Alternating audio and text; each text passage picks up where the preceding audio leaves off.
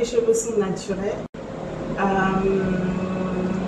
par choix. Ça s'est un peu imposé à moi. Je ne me suis pas dit, bon, mes cheveux sont abîmés, est-ce que je ne vais pas les laisser pousser naturels? J'ai juste eu envie d'avoir les cheveux courts. Donc du coup, j'ai fait un big shop et je les ai regardés pousser très lentement.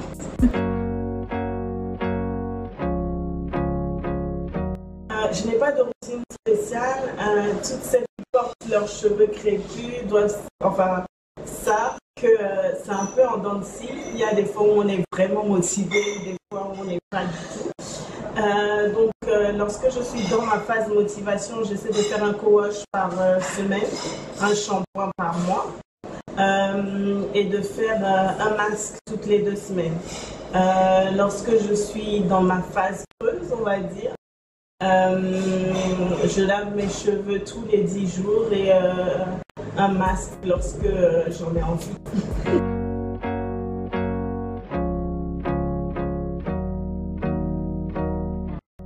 Ça peut être un livre intéressant dans la mesure où il sort des sentiers battus.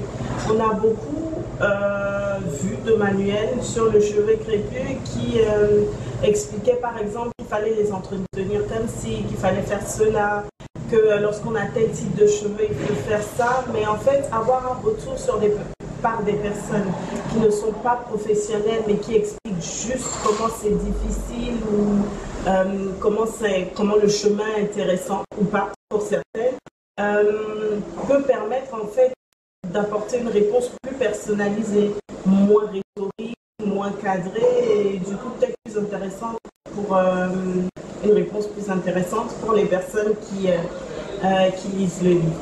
Donc je pense que c'est en cela que ce manuel peut être intéressant.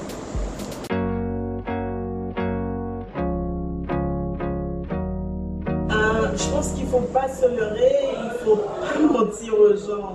Entretenir ses cheveux naturels, ce n'est pas facile parce que non seulement tout d'abord on n'a pas tous les mêmes cheveux, certains ont des textures beaucoup plus soft on va dire et d'autres ont des cheveux beaucoup plus crépus. Donc en fonction du type de cheveux qu'on a, en fait ça peut être vraiment le parcours du combattant. Mais il faut dire que c'est compliqué, mais le jeu en vaut la chandelle. Une fois qu'on a apprivoisé ses cheveux, une fois qu'on sait quel produit va ou pas avec son type de cheveux, en fait, ça devient intéressant parce qu'on sait par exemple si on veut les avoir mous, quel produit il faut appliquer, si on veut les avoir, si on veut les voir plus tomber, si on veut les boucles, si on veut de la texture. À ce moment-là, en fait, on sait quel produit utiliser. Entretenir son cheveu naturel, ce n'est pas facile, mais pour ceux qui font la démarche de le faire, c'est un parcours intéressant. En tout cas, pour moi, ça l'est.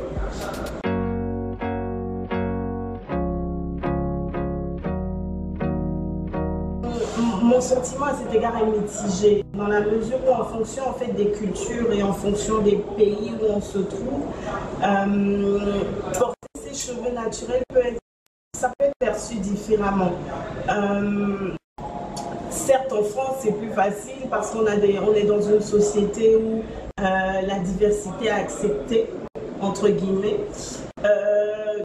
On se sent peut-être plus à l'aise ou peut-être moins regardé. Et donc, du coup, c'est peut-être plus facile de porter ses cheveux crépus. Lorsque, par exemple, on se retrouve dans des pays comme la Côte d'Ivoire où on a des salons qui sont spécialisés, ça devient plus simple de les entretenir. Mais pour certains pays, comme par exemple le Togo, le Bénin, porter ses cheveux naturels, c'est vraiment mal perçu, pas seulement par la société, mais par rapport à sa propre famille. On vous demande pourquoi cet arbre sur la tête, par exemple. On dit c'est quoi cette touffe, tu ne défrises pas un peu. On te dit va te tresser ou des trucs comme ça. J'ai envie de répondre, ce sont mes cheveux, quoi. Enfin, je suis née comme ça. Donc, je pense qu'il y a des avancées en fonction des pays, mais pas donc, ce n'est pas bien perçu dans tous les pays. En tout cas, j'espère que ça va changer. Je vois que les choses évoluent. Je vois qu'aujourd'hui, on a des gammes spécialement pour les cheveux crépus. On a des salons pour les cheveux crépus. On a des gens qui sont formés. Si je me trompe, j'ai pu voir sur Internet la dernière fois qu'il y a une formation spéciale pour le cheveu crépus qu'on essaie de développer. Donc, je pense que les choses bougent. Comme chaque nouveauté, c'est difficile à accepter. Mais qu'on veuille ou pas, ça va se faire. Donc, autant l'accepter, quoi.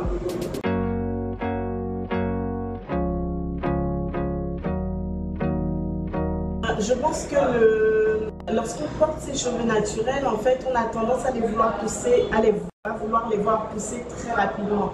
On est omnibulé par la longueur. Je pense que beaucoup se reconnaîtront dans cette remarque. Pour ma part, en fait, j'ai refusé de couper mes points, tout simplement parce que je voulais avoir les cheveux longs. Et pendant 4 ans, je ne les ai pas coupés. Donc, du coup, lorsque j'ai décidé de les couper, j'ai perdu beaucoup de longueur. Donc, si vraiment j'ai un conseil à donner aux filles qui portent, aux filles ou aux femmes d'ailleurs, qui portent leurs cheveux crépus, c'est n'hésitez pas de couper les pointes en fait, parce que avoir des cheveux longs c'est bien, mais s'ils ne sont pas en bonne santé, en fait, ça en vaut pas la peine. Je préfère avoir des cheveux courts, mais qui sont en bonne santé, que de les avoir longs et abîmés en fait. Si aujourd'hui j'avais un choix à faire, je les aurais coupés beaucoup plus tôt. Voilà.